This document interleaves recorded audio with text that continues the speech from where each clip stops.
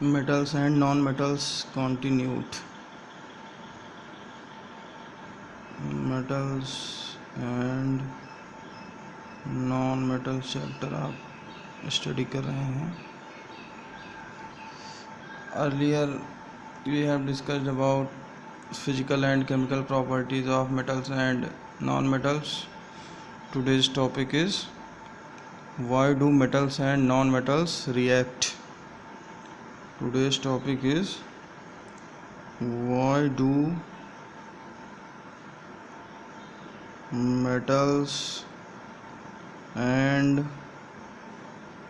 non-metals react.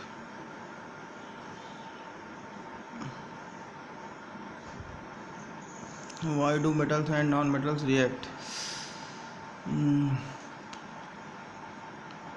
पीछे आपने metals and non metals की केमिकल प्रॉपर्टीज़ पढ़ी और आपने देखा कि मेटल्स और नॉन मेटल्स ये दोनों ही एलिमेंट्स ढेर सारे सब्सटेंसेस से अलग अलग सब्सटेंसेस से रिएक्ट करते हैं और ढेर सारे नए नए कंपाउंड्स या मॉलिक्यूल्स फॉर्म करते हैं.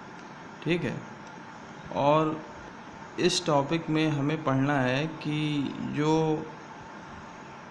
इस टॉपिक में हमारा फोकस रहेगा कि मेटल और नॉन मेटल जब आपस में रिएक्ट करते हैं, जब एक मेटल और दूसरा नॉन मेटल जब ये आपस में रिएक्ट करते हैं तब कैसी रिएक्शन होती है, उसका क्या मैकेनिज्म होता है और कैसा कंपाउंड फॉर्म होता है, उसे हम डिटेल में डिस्कस करेंगे. और कैसे हम कंपाउंड को रिप्रेजेंट करेंगे उसको भी आपको यहाँ मेथड भी सीखना है. ठीक है. तो आगे बढ़ने से पहले एक चीज़ यहाँ पे एक वर्ड यूज़ होगा, केमिकल बॉन्ड. ठीक है. Chemical bond. तो केमिकल बॉन्ड क्या है?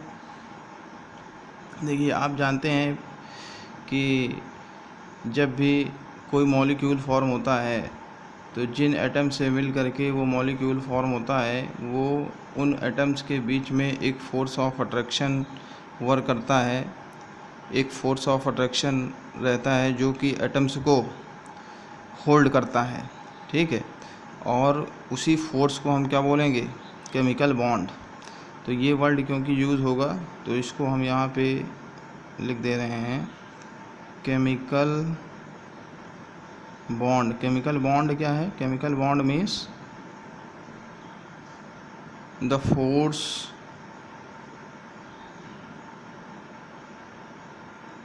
which holds the force which holds the atoms together, which holds the atoms together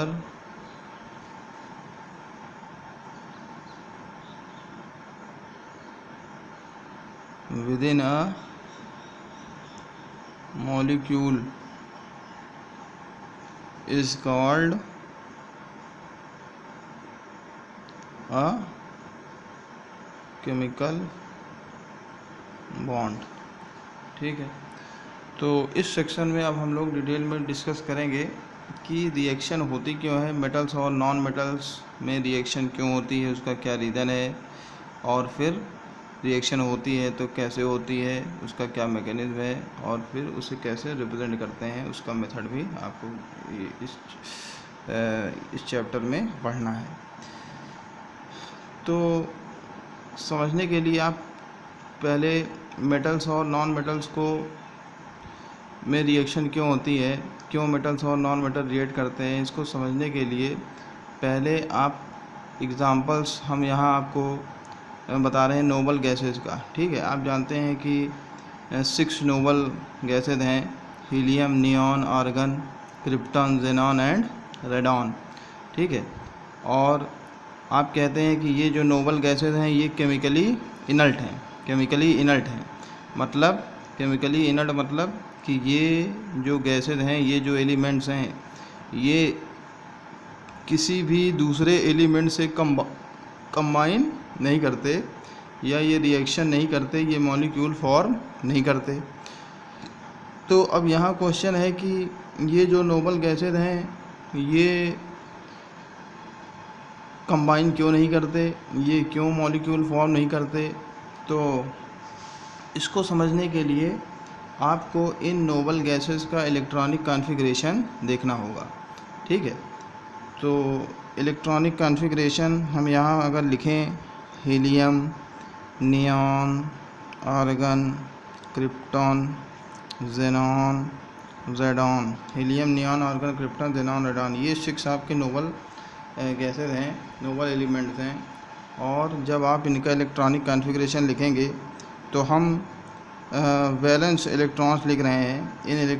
ये जो नोबल एलिमेंट्स हैं इनका इलेक्ट्रॉनिक कॉन्फ़िगरेशन आप अगर लिखेंगे तो चलिए लिखते हैं। Helium 2, neon 2,8, argon 2,8,8, krypton 2, 8, 18, 8, xenon 2, 8, 18, 18, 8, radon 2, 8, 18, 32, 18, 8।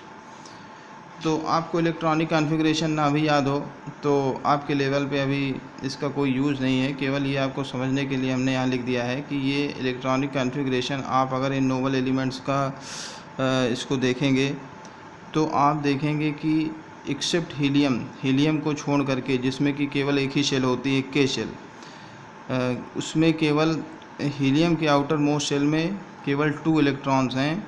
बाकी जितने भी आपके नोबल एलिमेंट्स हैं, neon, argon, krypton, xenon, radon, इन सभी नोबल गैसेस के आउटर मोस्ट शेल में आप देख रहे हैं कि कितने इलेक्ट्रॉन्स हैं, 8, 8, 8, 8। ठीक है, एक्सेप्ट हीलियम में केवल कितने इलेक्ट्रॉन्स हैं, 2 इलेक्ट्रॉन्स हैं। क्यों? क्योंकि हीलियम में केवल एक ही शेल होती है, के शेल, और के शेल में मैक्सिमम कितने इलेक्ट्रॉन्स हो सकते हैं, 2। ठीक है, तो the presence of 2 electrons in the outermost shell is called duplet.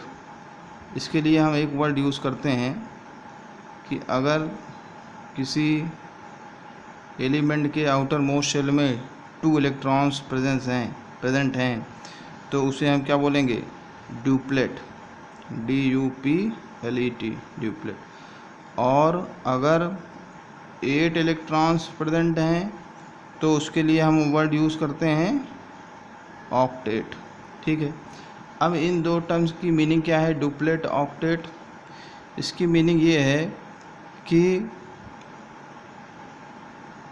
अगर किसी एलिमेंट के आउटर मोस्ट शेल में 8 इलेक्ट्रॉन्स हो जाएंगे या उसका ऑक्टेट कंप्लीट हो जाएगा तो वो एलिमेंट क्या हो जाएगा, वो एलिमेंट इनल्ट हो जाएगा, वो नोबल एलिमेंट हो जाएगा, और फिर वो किसी दूसरे अदर एलिमेंट से रिएक्ट नहीं करेगा, कंबाइन नहीं करेगा, वो कंपाउंड या मॉलिक्यूल फॉर्म नहीं करेगा, एक्सेप्ट हीलियम या एक्सेप्ट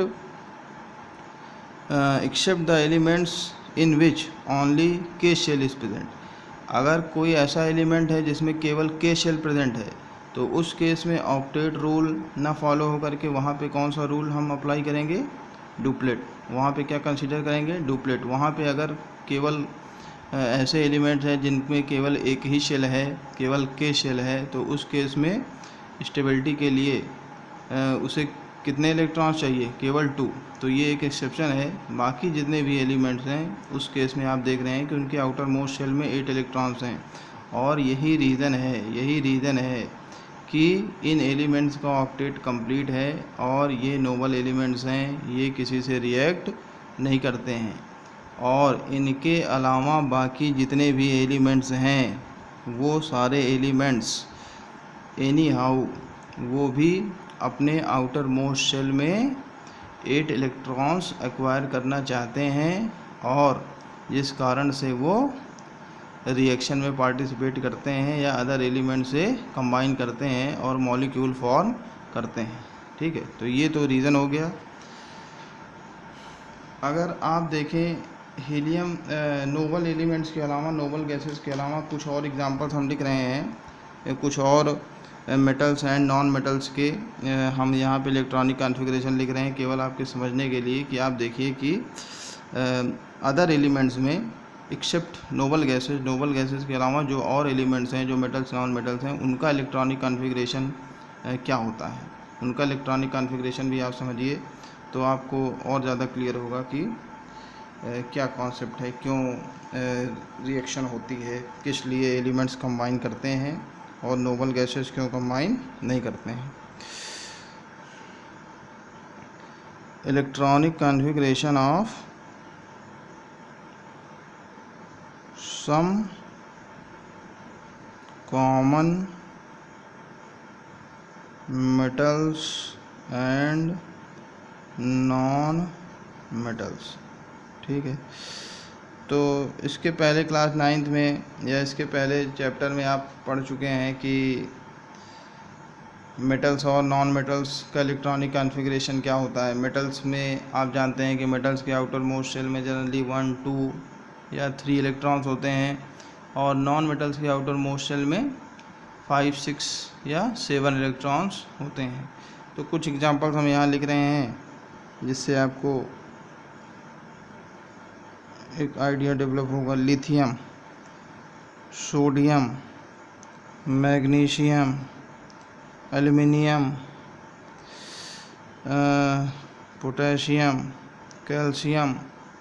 इसके अलावा कुछ नॉन मेटल्स के भी एग्जांपल ले लेते हैं। Nitrogen, oxygen, phosphorus, sulphur, chlorine. ठीक है, तो इनका इलेक्ट्रॉनिक कॉन्फ़िगरेशन लिखिए। 2,1 sodium 281, magnesium 282, aluminium 283, potassium 2881, calcium 2882, nitrogen 25,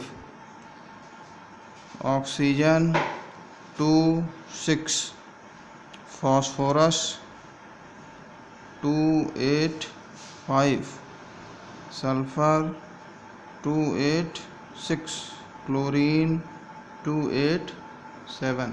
तो आप देख रहे हैं कि ये जो एलिमेंट्स यहाँ लिखे हुए हैं मेटल्स और नॉन मेटल्स, इनके आउटर मोस्ट शेल में कहीं भी 8 इलेक्ट्रॉन्स नहीं हैं।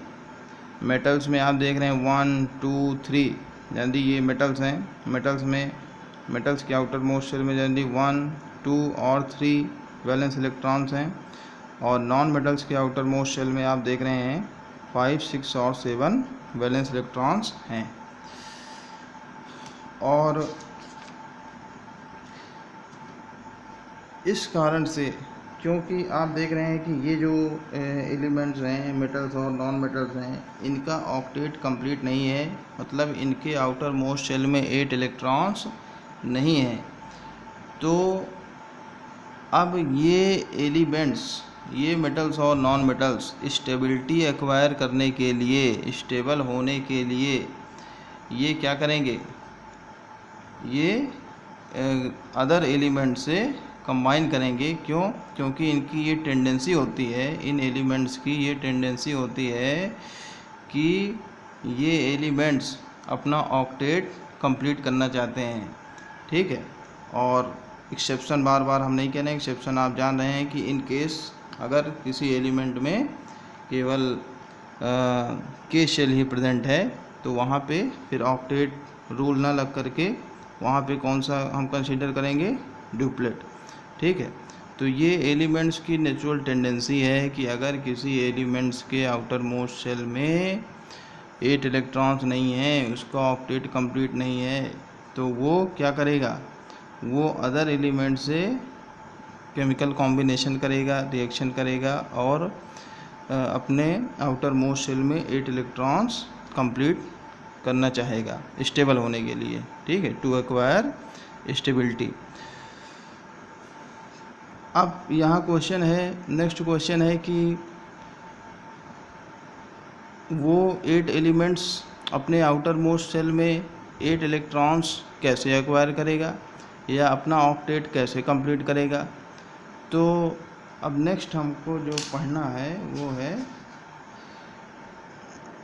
हाउ डू एटम्स कंबाइन या मोड्स ऑफ केमिकल कॉम्बिनेशन, कि आपने कहा कि एलिमेंट्स को, मेटल्स या नॉन मेटल्स को स्टेबल होने के लिए 8 इलेक्ट्रॉन्स चाहिए, आउटर मोस्ट शेल में 8 इलेक्ट्रॉन्स चाहिए।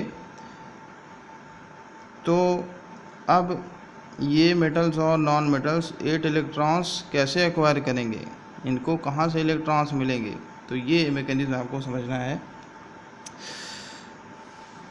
How do atoms combine, how do atoms combine?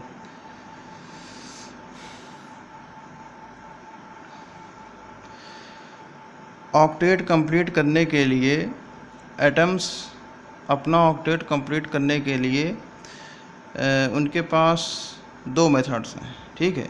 दो मेथड से, दो तरीके से वो एटम्स अपना ऑक्टेट कंप्लीट कर सकते हैं। फर्स्ट मेथड है by transfer of electrons, by transfer of electrons.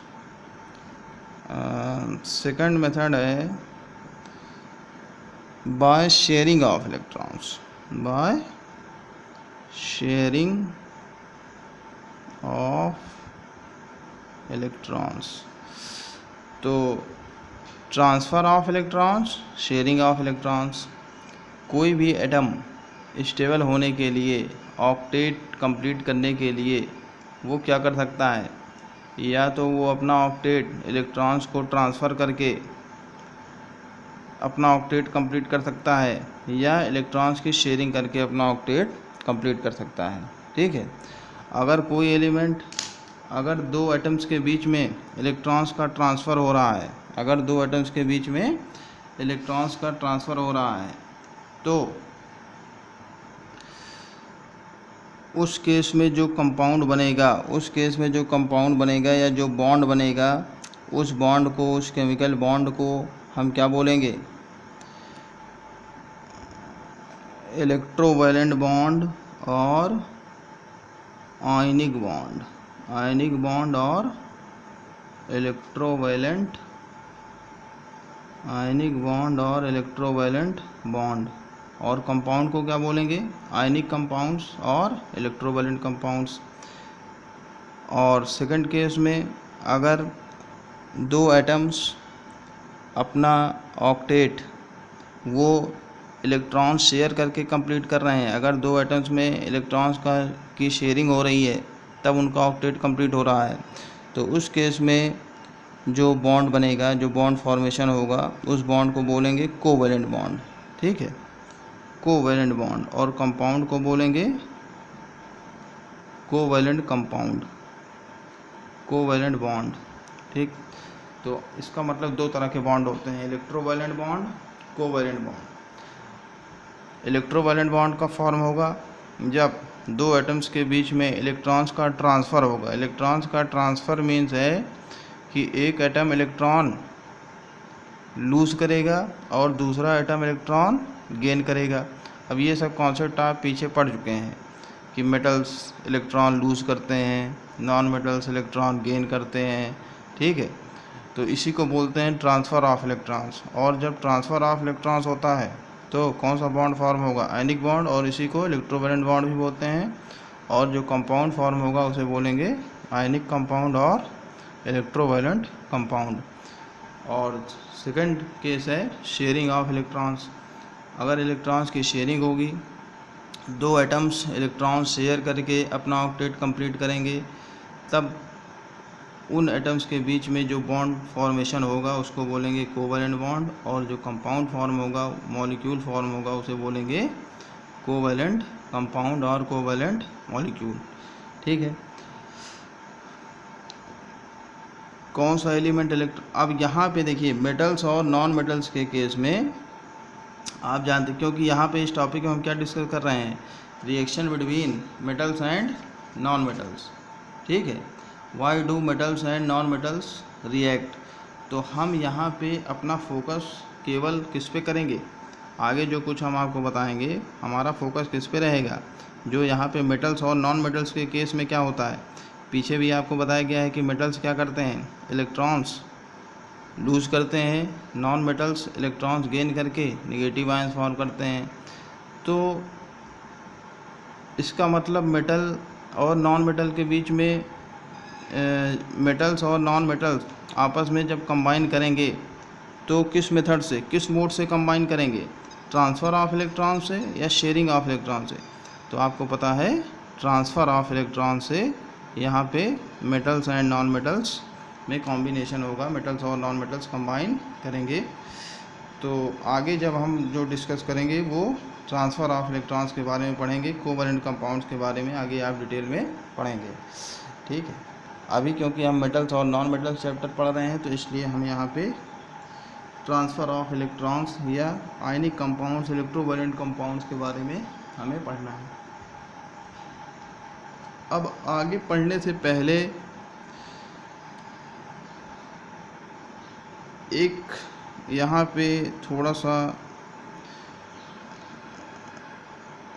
एक आपको एक टॉपिक और पढ़ना है या समझना है कि हम एलिमेंट्स में या atoms, metals and non metals में जो इलेक्ट्रॉन्स का ट्रांसफ़र हो रहा है इसको रिप्रेजेंट कैसे करेंगे, ठीक है। हमें देखिए रिप्रेजेंट भी करना है। ये तो हम समझ गए कि ठीक है मेटल्स जो हैं इलेक्ट्रॉन्स लूज़ करते हैं, नॉन मेटल्स इलेक्ट्रॉन गेन करते हैं, लेकिन इस पूरे कॉन्सेप्ट को हमें रिप्रेजेंट करना है, ठीक है। तो इसको रिप्रेजेंट कैसे करेंगे, तो इसके लिए हमें पढ़ना है इलेक्ट्रॉन डॉट रिप्रेजेंटेशन। मेटल्स और नॉन मेटल्स को रिप्रेजेंट करने के लिए एक सिंबल तो होता ही है, लेकिन सिंबल जो नॉर्मल सिंबल है उससे आप इलेक्ट्रॉन्स के ट्रांसफ़र को शो नहीं कर सकते हैं। तो एक दूसरा मेथड है मेटल्स और नॉन मेटल्स को, एलिमेंट्स को रिप्रेजेंट करने का। उस मेथड में हम क्या करते हैं कि उस एलिमेंट में के आउटर मोस्ट शेल में जितने भी इलेक्ट्रॉन्स होते हैं, किसी भी एलिमेंट के आउटर मोस्ट शेल में या मेटल और नॉन मेटल के आउटर मोस्ट शेल में जितने भी इलेक्ट्रॉन्स होंगे, हम उस एलिमेंट के सिंबल के अराउंड, उस सिंबल के चारों तरफ उतने डॉट्स या क्रॉस मार्क कर देंगे, उतने डॉट या क्रॉस लगा देंगे, और वही उस एलिमेंट का क्या होगा, इलेक्ट्रॉन डॉट स्ट्रक्चर। क्या होगा, इलेक्ट्रॉन डॉट स्ट्रक्चर। क्यों, क्योंकि हम फिर से बता रहे हैं आगे हम क्या डिस्कस करने चल रहे हैं, हम क्या रिप्रेजेंट करने चल रहे हैं कि मेटल्स और नॉन मेटल्स में कैसे इलेक्ट्रॉन्स का ट्रांसफ़र होता है, आप उसे कैसे रिप्रेजेंट करेंगे। तो रिप्रेजेंट करने के लिए हमें क्या चाहिए, सिंबल्स। क्या चाहिए, सिंबल चाहिए। तो एक सिंबल तो आप पहले जानते ही हैं कि मेटल्स और नॉन मेटल्स के क्या सिंबल होते हैं, एलिमेंट के सिंबल आपको पता है। लेकिन क्योंकि यहाँ पे हमें इलेक्ट्रॉन्स का ट्रांसफ़र शो करना है तो हमें यहाँ पे इलेक्ट्रॉन्स को भी शो करना पड़ेगा। और कौन से इलेक्ट्रॉन्स को, केवल आउटर मोस्ट शेल में जो इलेक्ट्रॉन्स प्रेजेंट हैं, केवल उन इलेक्ट्रॉन्स को हम शो करते हैं, और इसको बोला जाता है इलेक्ट्रॉन डॉट स्ट्रक्चर, या इसे लुईस सिंबल भी बोलते हैं, ठीक है। इसको सबसे पहले ये मेथड्स किसने बताया था, लुईस ने बताया था, और इसको इसीलिए लुईस सिंबल भी बोला जाता है, ठीक है। तो आगे मैकेनिज्म समझने से पहले यहाँ पे कुछ एलिमेंट्स के, कुछ मेटल्स और नॉन मेटल्स के सिंबल्स, उनके इलेक्ट्रॉन डॉट स्ट्रक्चर हम यहाँ पे रिप्रेजेंट कर रहे हैं, जैसे आगे आपको समझने में आसानी रहे। इलेक्ट्रॉन डॉट स्ट्रक्चर, या इसी को क्या बोलते हैं, लुईस सिंबल। ये क्या है, ये नॉर्मल जो भी एलिमेंट के सिंबल होते हैं उस सिंबल के चारों तरफ हम क्या लगा देते हैं, डॉट या क्रॉस, ठीक है। डॉट भी लगा सकते हैं, क्रॉस भी लगा सकते हैं, चाहे आप डॉट से रिप्रेजेंट करिए चाहे क्रॉस से रिप्रेजेंट करिए। तो कुछ एलिमेंट्स के सिंबल हम यहाँ पे लिख दे रहे हैं। कुछ एलिमेंट्स के इलेक्ट्रॉन डॉट स्ट्रक्चर उनका लुईस सिंबल यहाँ पे रिप्रेजेंट कर दे रहे हैं। जैसे मान लीजिए कि आपका पहला एलिमेंट हाइड्रोजन ही है, हाइड्रोजन, तो हाइड्रोजन का लुईस सिंबल कैसे लिखेंगे, हाइड्रोजन का इलेक्ट्रॉन डॉट स्ट्रक्चर कैसे लिखेंगे, तो आपको क्या कहा जा रहा है, पहले हाइड्रोजन का सिंबल लिखेंगे और फिर हम देखेंगे कि हाइड्रोजन के आउटर मोस्ट शेल में कितने इलेक्ट्रॉन्स हैं, कितने हैं, 1। तो हम क्या करेंगे, एक ऐसे सिंबल के बगल एक डॉट लगा देंगे। यह कहा जा रहा है चाहे आप डॉट लगाइए या क्रॉस भी लगा सकते हैं, क्रॉस भी लगा सकते हैं। तो ये डॉट या क्रॉस ये क्या है, ये वैलेंस इलेक्ट्रॉन्स हैं, ठीक है। दूसरा एग्जांपल हम ले लेते हैं कार्बन, ठीक है। कार्बन का सिंबल C। अब कार्बन में आप जानते हैं कि कार्बन में कितने वैलेंस इलेक्ट्रॉन्स हैं, 4। तो यहाँ पे हमें क्या लगाना पड़ेगा, 4 डॉट्स, 1 2 3 4, ठीक। या इसी को क्रॉस से भी लिख सकते हैं, 4 क्रॉसेस ऐसे लगा देंगे सिंबल के चारों तरफ, सिंबल के अराउंड ऐसे क्रॉस का सिंबल बना देंगे, ठीक है। ये क्या है, ये कार्बन का इलेक्ट्रॉन डॉट स्ट्रक्चर है, ये हाइड्रोजन का इलेक्ट्रॉन डॉट स्ट्रक्चर है।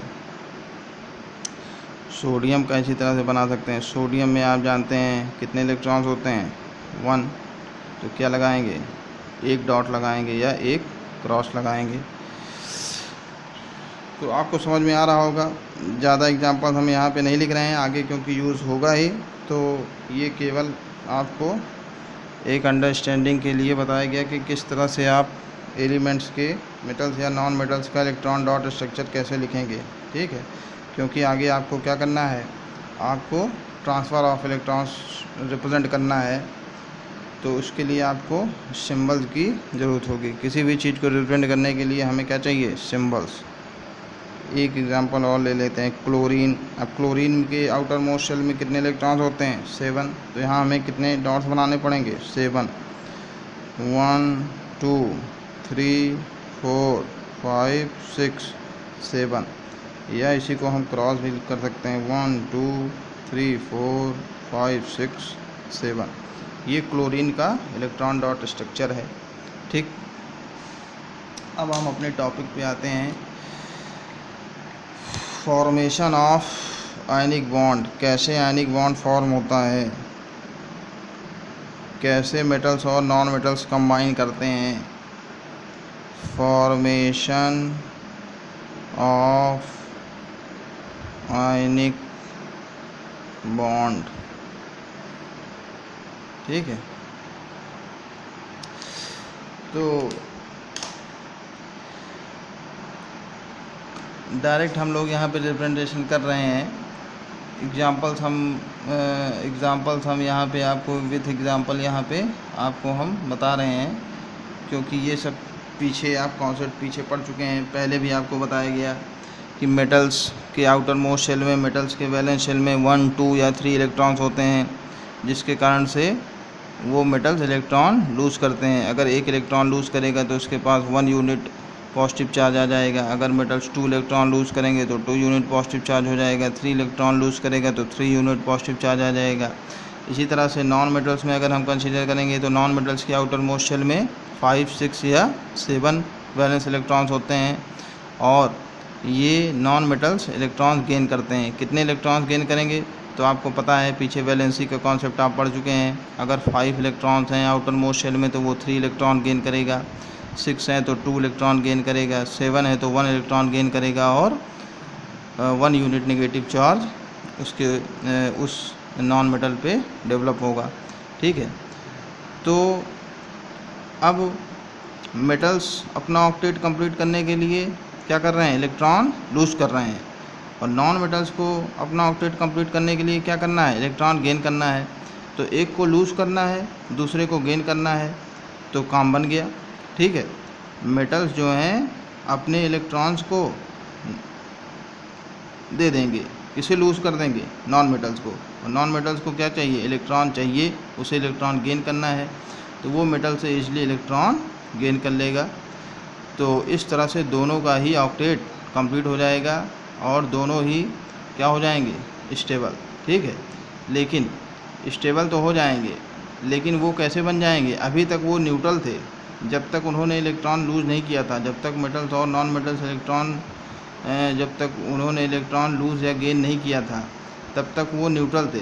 लेकिन जैसे ही कोई मेटल इलेक्ट्रॉन लूज़ कर देगा, वो कैसा बन जाएगा? वो आयन बन जाएगा, पॉजिटिवली चार्ज आयन।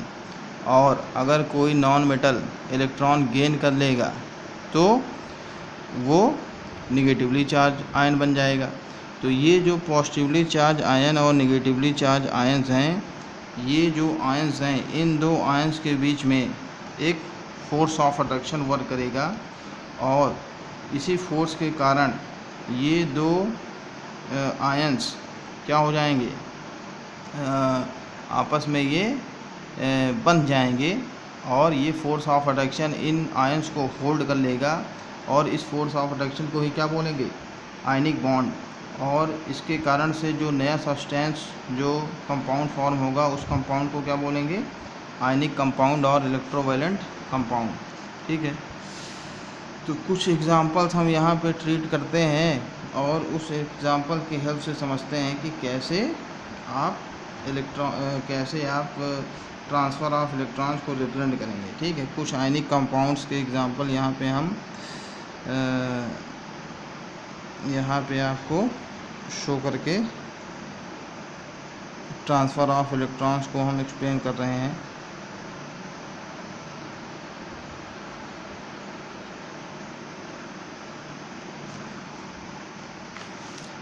आपका बहुत ही कॉमन एग्जांपल है, बहुत ही कॉमन आयनिक कंपाउंड है, आप जानते हैं सभी, सोडियम क्लोराइड।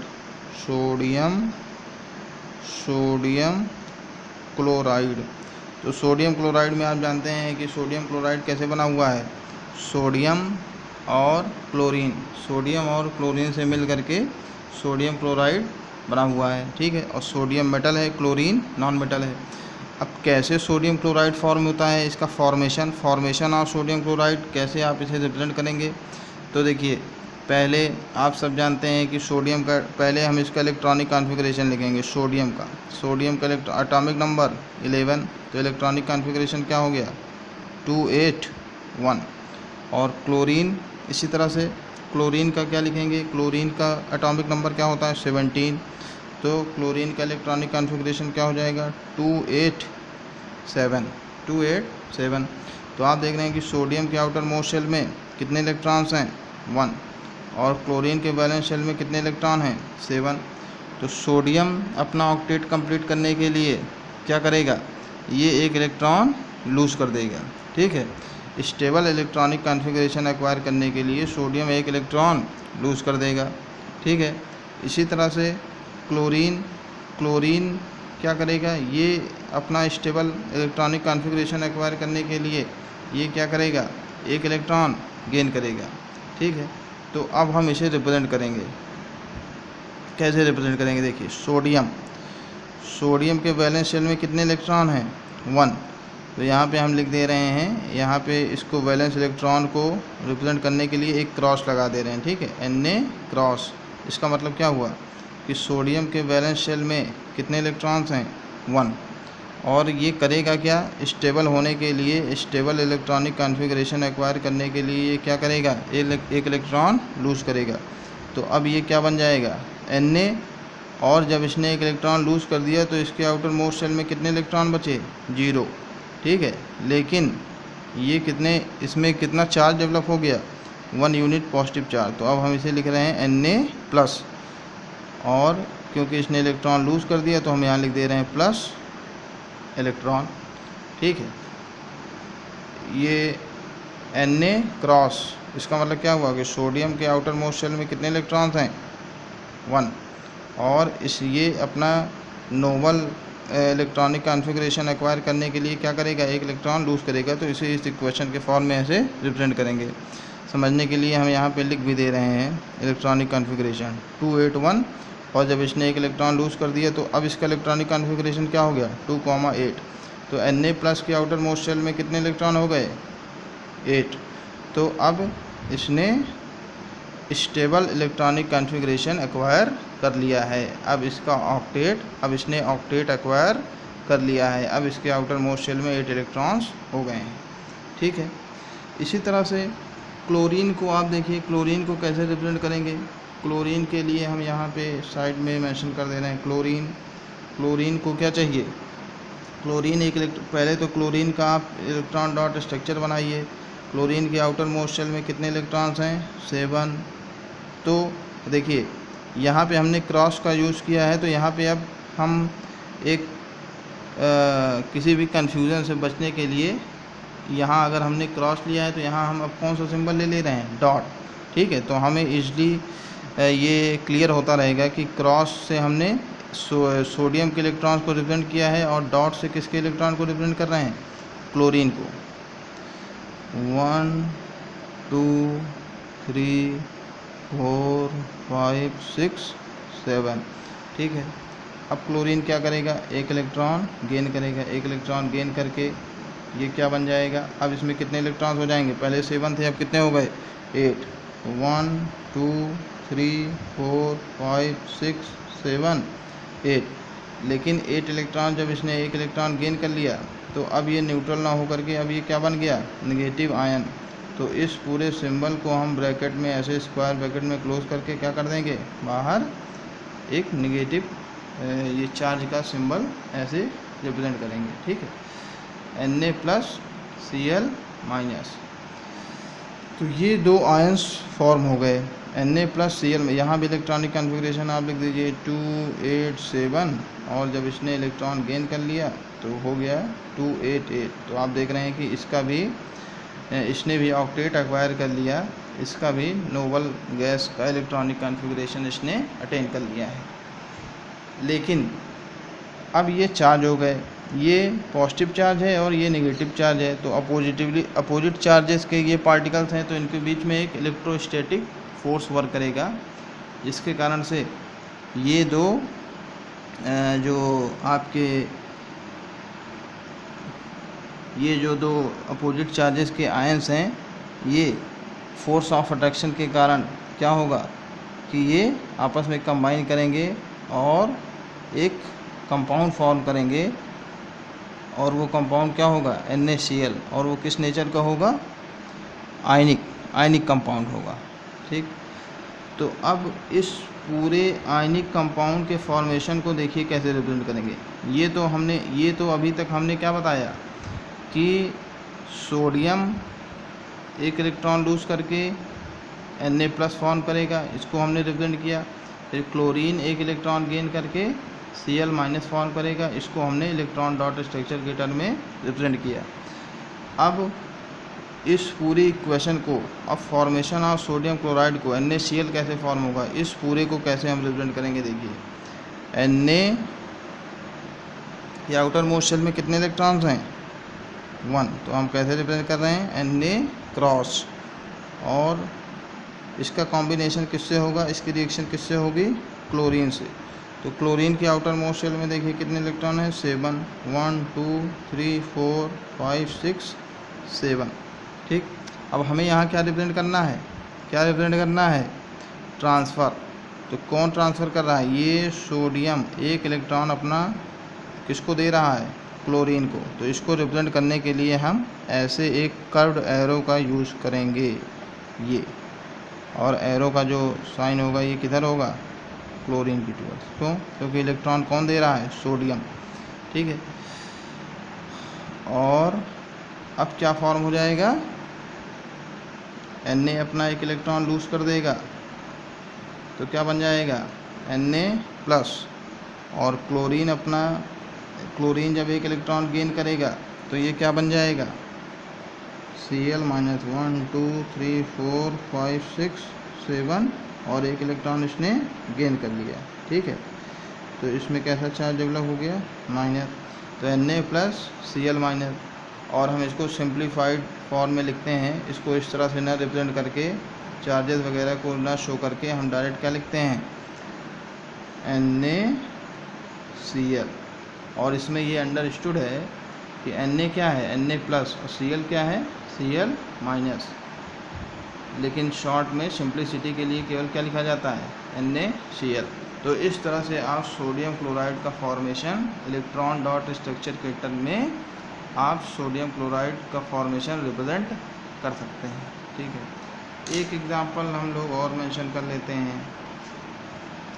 सोडियम क्लोराइड का फॉर्मेशन हो गया। अब हम लोग एक और आयनिक कंपाउंड का को कंसीडर करते हैं, यानी एक और एग्जांपल यहाँ पे कंसीडर करते हैं।